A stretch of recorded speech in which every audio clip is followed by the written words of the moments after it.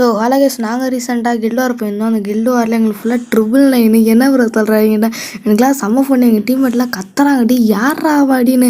இப்போ நீங்கள் அந்த ஆடியோ ஃபுல்லாக நீங்கள் கேளுங்களாப்பா, நீங்களே அசந்துருவீங்க.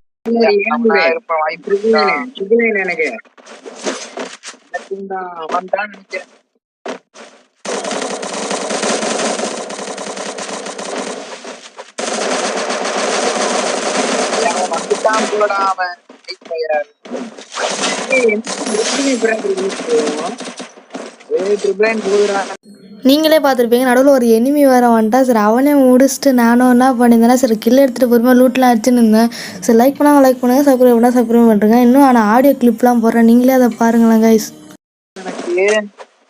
எனக்கு ட்ரிபிள் நைன்ல தான் இருக்கு.